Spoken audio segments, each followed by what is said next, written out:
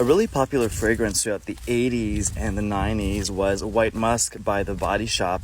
And I picked up a bottle because, it's not going super well for The Body Shop right now. And who knows how long they're going to be around. I believe they close in the US, but there's still a few open in Canada. So I dropped by The Body Shop and I picked up White Musk and I picked up a few other things. And so White Musk came out in 1981, and it's a rather nostalgic scent. And as a perfumer and at my booth, I have so many people who ask for White Musk just because of this one. And this fragrance has really become a true reference to what the general public expect White Musk to be about. Slightly animalistic, but very clean, powdery, and somewhat uplifting. If you're wondering, I'm currently spending the weekend in one of my favorite places, which is the Cottage in Quebec. It's one of my happy places, and I love bringing scents with me and reviewing them here. But in terms of being a reference for White Musk, this is what I mean. Like, they even trademarked the term White Musk, if you can believe it. It's almost like trademarking the word chocolate in fragrances. So one thing you'll notice is that if you were around in the 80s and 90s, the bottle has actually changed, because this is what it looks like now, more of like, the standard Le Labo type bottle. But some of us might remember it looking something more like this. But one of the good things, if you look on the website, is that the newer bottle is made with 42% recycled glass, which is pretty great. And one thing I find interesting on Fragrantica is that, this kind of gives off, like, just by the color codes, it gives off the concept of violets. There's musky, powdery, iris, etc.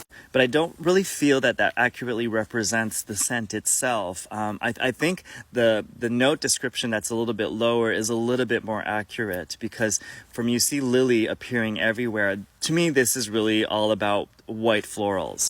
And I would say white florals more in the greener direction, so a little bit more vegetal and slightly leafy. On the website, they talk about, soft and powdery, but for me, it comes off as quite heady and quite sharp, in the direction of detergent. And that to me is what makes this fragrance rather nostalgic.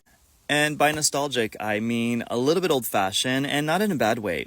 There's a presence of aldehydes, which gives it like this sparkle, and that kind of emphasizes the soapy detergent aspect of it. So yes, very fresh and clean, kind of reminding us of clean laundry. So all in all, I would say that the rebrand and repackaging of this fragrance is more accurate to what this actually smells like, as compared to like the violet bottle that we saw back in the 90s.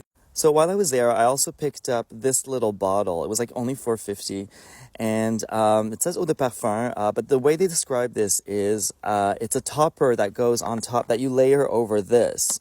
But standalone, it's actually not that bad. So on the website, they describe this topper as having ambrette, orris, and pink pepper, but aside from that, I'm actually picking up some sweetness and more floral aspect, much more than in here.